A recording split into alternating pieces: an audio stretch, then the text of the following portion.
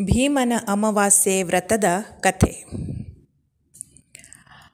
ಆಷಾಢ ಬಹುಳ ಅಮಾವಾಸ್ಯೆ ದಿನದಂದು ಆಚರಿಸುವ ಶ್ರೀ ಜ್ಯೋತಿರ್ಭೀಮೇಶ್ವರ ವ್ರತವನ್ನು ಪತಿ ಸಂಜೀವಿನಿ ವ್ರತ, ಭೀಮನ ಅಮಾವಾಸ್ಯೆ ವ್ರತ, ಗಂಡನ ಪೂಜೆ, ಜ್ಯೋತಿಸ್ತಂಭ ವ್ರತ ಎಂದು ಕರೆಯುವುದುಂಟು.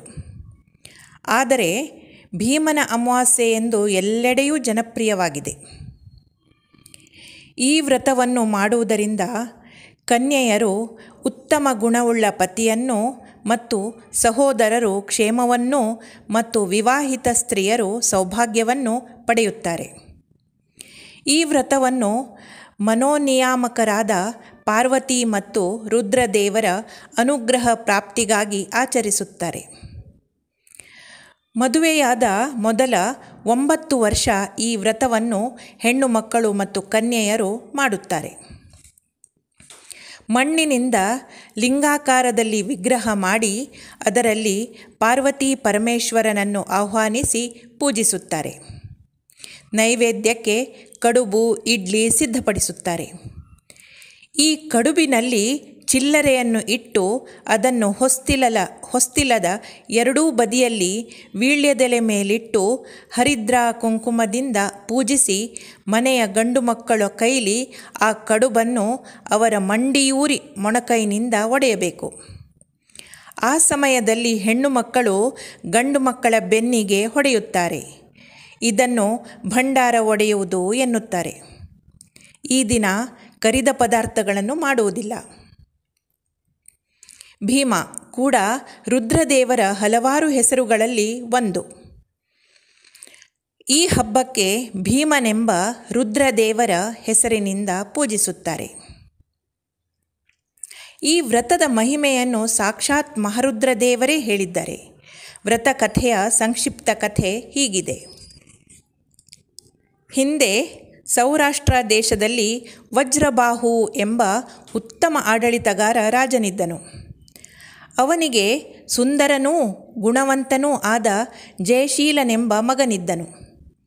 ಆದರೆ ಇನ್ನೂ ವಿವಾಹವೂ ಆಗದ ಪುತ್ರನು ಮೃತನಾಗಲು ರಾಜನು ತನ್ನ ಪಿತೃಗಳಿಗೆ ಯಾರು ತಿಲೋದಕವನ್ನು ಕೊಡುತ್ತಾರೆ ಎಂದು ಆಘಾತದಿಂದ ತನ್ನ ಮಗನಿಗೆ ವಿವಾಹ ಮಾಡಿದರೆ ಆ ಹೆಣ್ಣಿನ ಮೂಲಕ ಪಿತೃಗಳಿಗೆ ಸದ್ಗತಿ ನೀಡಬಹುದೆಂದು ಯೋಚಿಸಿದನು.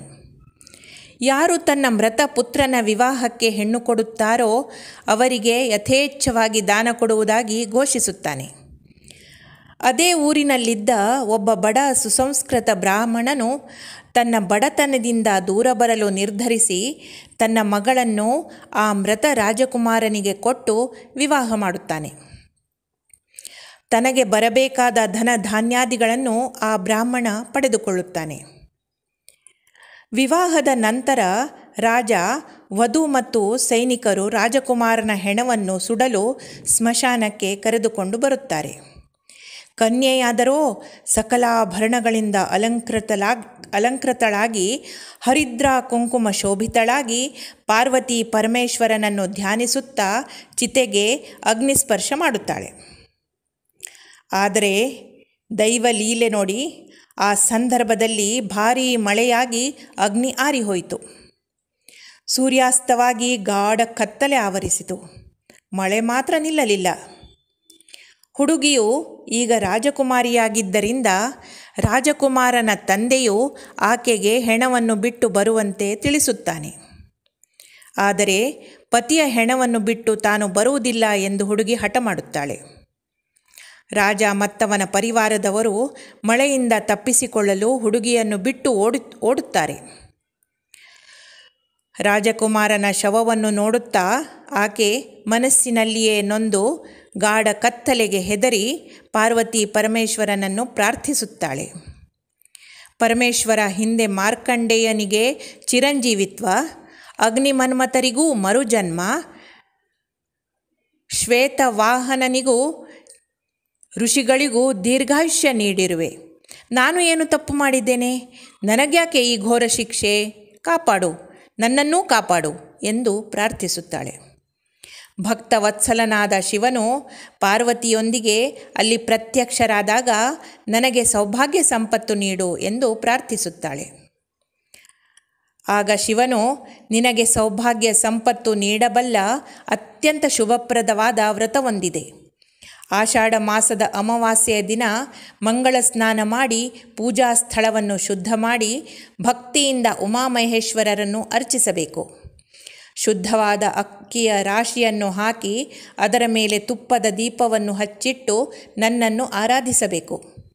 ಅಂತಹ ದೀಪಸ್ತಂಭದಲ್ಲಿ ಅಷ್ಟಮೂರ್ತಿಗಳ ಭೇದದಿಂದ ಭವಾದಿಗಳ ಭೇದದಿಂದ ನಾನು ಇರುತ್ತೇನೆ.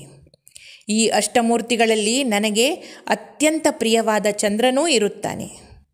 ಜ್ಯೋತಿರ್ಮಯನಾದ ನನಗೆ ಭೀಮೇಶ್ವರ ಎಂತಲೂ ಅನ್ನುತ್ತಾರೆ.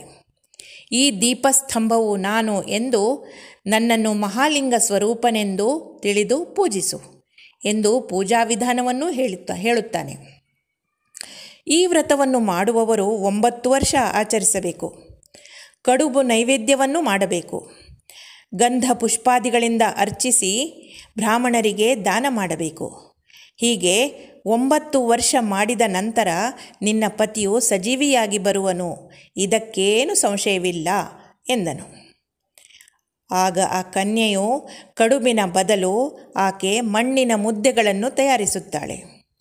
ಅದರಂತೆ ಆ ಹೆಣ್ಣು ಮಗಳು ಅಲ್ಲಿ ಲಭ್ಯವಿದ್ದ ಮಣ್ಣಿನ ದೀಪಸ್ತಂಭ ಮಾಡಿ ಸಮೀಪದಲ್ಲಿ ಇದ್ದ ಆಲದ ಎಲೆಗಳನ್ನು ವೀಳ್ಯದೆಲೆಯಾಗಿಯೂ ಅದರ ಕಾಯಿಗಳನ್ನು ಅಡಕೆಯಾಗಿಯೂ ಮಾಡಿಕೊಂಡು ಅಲ್ಲಿದ್ದ ಗರಿಕೆಯ ಹುಲ್ಲನ್ನೇ ಹೂಗಳೆಂದು ಭಾವಿಸಿ ಮಣ್ಣಿನಿಂದ ಕಡುಬು ಮಾಡಿ ದೀಪಗಳನ್ನು ಮನಸ್ಸಿನಲ್ಲಿ ಸ್ಮರಿಸಿ ಪೂಜಿಸುತ್ತಾಳೆ.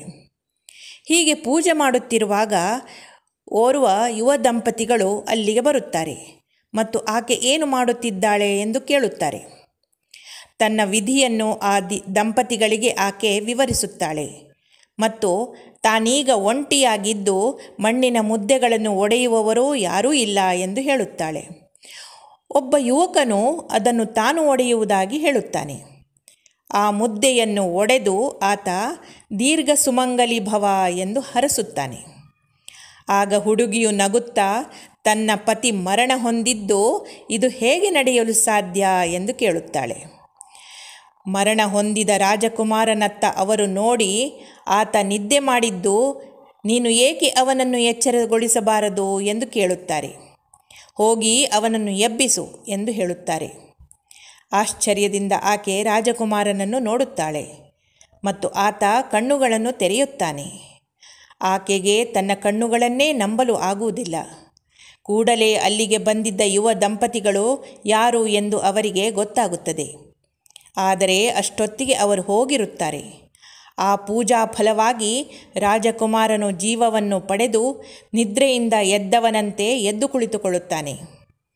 ದಿವ್ಯ ದಂಪತಿಗಳಾದ ಶಿವ ಪಾರ್ವತಿಯರಿಗೆ ಆಕೆ ಮನಸ್ಸಿನಲ್ಲಿಯೇ ವಂದಿಸುತ್ತಾಳೆ ಮತ್ತು ನಡೆದ ಸಂಗತಿಯನ್ನು ರಾಜಕುಮಾರನಿಗೆ ತಿಳಿಸುತ್ತಾಳೆ.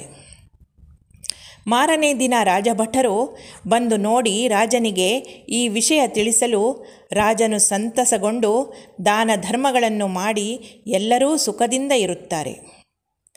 ಈ ಸುದ್ದಿ ಕೂಡಲೇ ಊರಿನಲ್ಲಿ ಹರಡುತ್ತದೆ ಮತ್ತು ಆಷಾಢ ಮಾಸದಲ್ಲಿ ಭೀಮನ ಅಮಾವಾಸ್ಯೆಯನ್ನು ಮಾಡಲು ಜನರು ಆರಂಭಿಸುತ್ತಾರೆ.